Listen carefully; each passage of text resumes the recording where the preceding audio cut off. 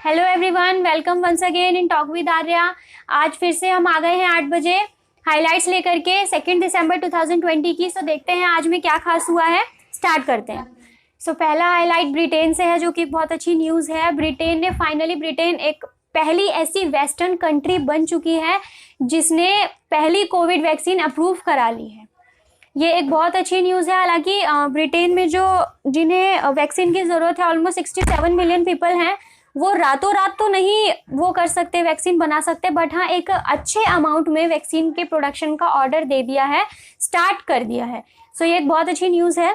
सो Britain की इस Pfizer biotech vaccine से बहुत ज़्यादा होप है सबको, क्योंकि वो बहुत ही ज़्यादा वेस्टर्न कंट्रीज़ में वो पहली एक ऐसी कंट्री निकल कर आई है जिसने कोविड वैक्सीन बनाई है। सो देखते हैं कि ये कितनी सक्सेसफुल होती है या इसका सक्सेस रेट कितना होता है, इससे रिकवरी रेट कितना होता है।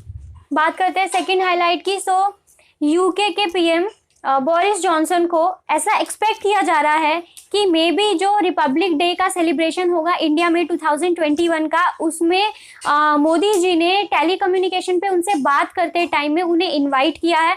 सो वो एक एक्सपेक्टेड चीफ गेस्ट हो सकते हैं हमारे 2021 के रिपब्लिक डे सेलिब्रेशन में, क्योंकि उन्होंने फॉर्मली इनविटेशन दिया है फ़ोन पे बात करते टाइम। और इसी के साथ में उन्होंने भी, यानी बोरिस जॉनसन ने भी मोदी जी को इनवाइट किया है, जो यूके में नेक्स्ट ईयर जो G7 समिट उनका होने वाला है उसे अटेंड करने के लिए। सो नेक्स्ट हाईलाइट है जापान से। जापान की गवर्नमेंट ने एक बहुत अच्छा बिल पास किया है वहाँ के रेसिडेंट के लिए।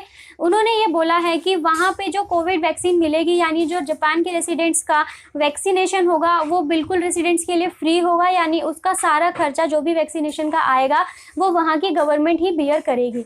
ये एक बहुत ही अच्छा डिसीज़न है और इस तरीके के डिसीजंस और भी कंट्रीज़ को लेने चाहिए, वहाँ की गवर्नमेंट्स को, जिससे क्या हो, रेसिडेंट्स टेंशन फ्री हो और वो इस चीज़ को एक प्रॉपर अच्छी तरीके से इम्प्लीमेंट कर सके इस वैक्सीनेशन को।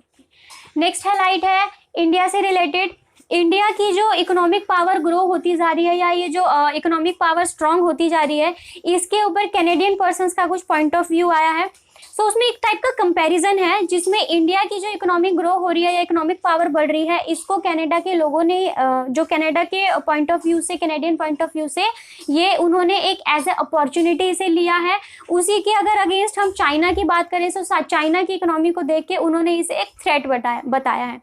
इसका रीज़न ये भी हो सकता है कि इंडिया में जो इंडिया का पंजाब का पोर्शन है, यानी most of the Sikh Canada में वहाँ पे हैं, बिजनेस के पर्पज से रहते हैं, वहाँ पे काम करते हैं। सो एक ये भी हो सकता है कि इंडिया की इकोनॉमी जो बूस्टअप हो रही है उसे वो एज अ अपॉर्चुनिटी ले रहे हैं और चाइना को एज अ थ्रेट ले रहे हैं। अब इंडिया की कुछ हाईलाइट को डिस्कस करते हैं। सो इंडिया में अभी इस टाइम पे जो सबसे बड़ा मुद्दा चल रहा है वो यही चल रहा है, फार्मर्स का प्रोटेस्ट, जिसमें कि जो ट्रांसपोर्ट की सबसे एपेक्स बॉडी है, जो सारे ट्रांसपोर्ट सिस्टम को मैनेज किए हुए हैं, उन्होंने आज ये धमकी दी है कि वो नॉर्थ इंडिया में सारे इसेंशियल चीज़ों का जो आना जाना है वो उसे रोक देंगे, यानी वो ट्रांसपोर्ट को बंद कर देंगे अगर फार्मर्स की बात नहीं सुनी जाएगी, उनकी बात नहीं मानी जाएगी, यानी बिल में चेंजेस नहीं किए जाएंगे। तो ये एक तरीके का थ्रेट है। और उन्होंने साथ में ये भी बोला है कि और अगर फार्मर्स की बात आगे नहीं मानी जाएगी तो वो नॉर्थ इंडिया में ही नहीं, पूरे इंडिया में ही इसेंशियल गुड्स का आना जाना यानी ट्रांसफ़र होना बंद कर देंगे। सो देखते हैं अब इस पे गवर्नमेंट का क्या रिएक्शन आता है या वो क्या डिसीजन लेती है आगे। अब ये देखते हैं, अभी 2 दिसंबर तक तो यही है मेन। स्टार्ट करते हैं अब इंडिया की हाईलाइट्स के बारे में। तो आज है 2 दिसंबर। 2 दिसंबर को इंडिया में मध्य प्रदेश के जो कैपिटल है वहाँ की भोपाल, वहाँ पे एक गैस ट्रेजेडी हुई थी, जिसे जो भोपाल गैस ट्रेजेडी का नाम दिया था। अमेरिकन कार्बाइड जो कंपनी थी उससे एक मिथाइल आइसोसाइनेट गैस जो है वो रिलीज हो गई थी। वहाँ पे बहुत ही ज़्यादा लोगों को मर गए थे, उस टाइम पे डेथ हो गई थी लोगों की, वो बहुत ही ज़्यादा, क्योंकि पॉइजनियस गैस थी जो पूरे में स्प्रेड हो गई थी, लीक हो गई थी किसी मिस्टेक की वजह से। और आज फिर से 2 दिसंबर है।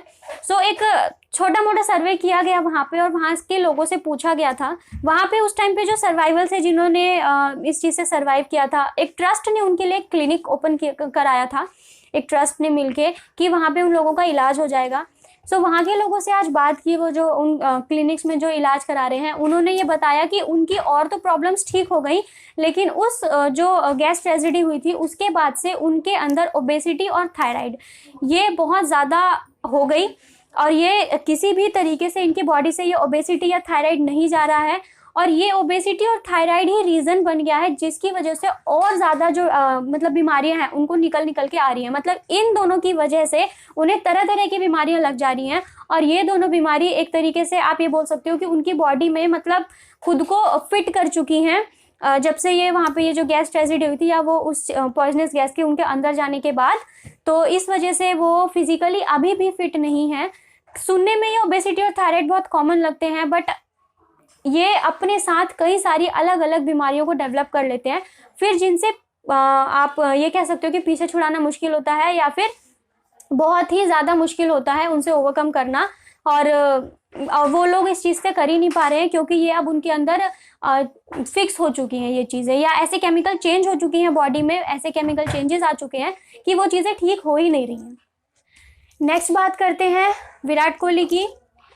ओडीआई में आज उन्होंने एक नया रिकॉर्ड सेटअप किया है फास्टेस्ट 12,000 रन कंप्लीट करने का, जो कि एक नया रिकॉर्ड है। अगर विराट कोहली खेलते हैं तो मोस्टली ऐसा होता है कि या तो कोई नया मतलब रिकॉर्ड बन जाता है या किसी का बनाया हुआ रिकॉर्ड ब्रेक हो जाता है। सो आज उन्होंने एक रिकॉर्ड ब्रेक किया है और एक अपना रिकॉर्ड बनाया फास्टेस्ट 12,000 रन को कंप्लीट करने का। उनसे पहले अगर बात करें तो सचिन तेंदुलकर यानी मास्टर ब्लास्टर थे, जिनका सबसे ज़्यादा अब तक मतलब फास्टेस्ट उन्होंने ओडीआई में 12,000 रन कंप्लीट किया था, जिसको कि ब्रेक करके विराट कोहली ने अपना वो रिकॉर्ड सेटअप किया है। तो बात करते हैं लास्ट हाईलाइट की। तो मैंने ट्विटर में 2 वर्ड बहुत ही ज़्यादा ट्रेंडिंग चल रहे हैं, स्कॉलरशिप और फेलोशिप। कल से ये दोनों क्यों ट्रेंडिंग चल रहे हैं इस पे बात करते हैं। एससी और एसटी कम्युनिटी के स्टूडेंट्स को गवर्नमेंट ने स्कॉलरशिप दी थी क्योंकि वो पैसों की कमी की वजह से पढ़ नहीं पाते थे। सो ये स्कॉलरशिप का फंडा ऐसा था कि 60 और 40 का रेशो चलता था। 60% जो है वो सेंट्रल गवर्नमेंट देती थी और 40% स्टेट गवर्नमेंट। सो ये जो डिस्ट्रीब्यूशन था 60 और 40 का, जो 60% सेंट्रल गवर्नमेंट दे रही है, 40% स्टेट दे रही है, ये चल रहा था और उनकी एजुकेशन आ रही थी।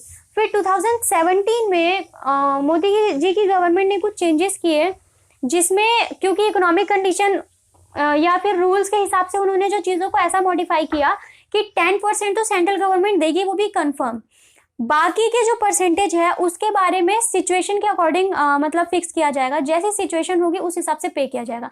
मतलब 10% की तो श्योरिटी है और बाकी के परसेंटेज की श्योरिटी नहीं है। सो धीरे धीरे क्या हो रहा है, अब क्या हुआ, स्टेट के ऊपर पूरा बर्डन आ गया। 90% पे ऑफ करने का, 90 नहीं तो जितना, अब क्योंकि सेंट्रल तो 60 के लिए बाउंड है नहीं, तो अब उन्हें मोर देन हाफ स्टेट को अपनी तरफ से करना पड़ रहा है। तो स्टेट के ऊपर बर्डन आ गया, तो अब स्टेट भी उस चीज़ को प्रोवाइड नहीं कर पा रहा है। तो कहीं ना कहीं क्या है, स्टूडेंट्स की स्कॉलरशिप अब खत्म होने वाली है या मरने वाली है। अब स्कॉलरशिप सिस्टम ही हटने वाला है। पहले तो ये था पूरा 100% मिलता था, अब उसमें रिडक्शन हो गया था परसेंटेज में। अब वो कंडीशन आ रही है कि मिलेगा ही नहीं या फिर ये सिस्टम ही खत्म होने वाला है। सो इस चीज़ का प्रोटेस्ट करने के लिए ट्विटर पे ये ट्रेंड चला है स्कॉलरशिप और फेलोशिप का, जो कल से चला है और अब तक चल रहा है। अब देखते हैं गवर्नमेंट इस पर कुछ अपना रिएक्शन देती है या नहीं देती है। जैसे भी होगा ये कल की हाईलाइट में डिस्कस कर ही लेंगे हम लोग। सो आज इतना ही, 2 दिसंबर 2020 में। आज के लिए इतना ही, कल फिर मिलते हैं, तब तक के लिए टेक केयर।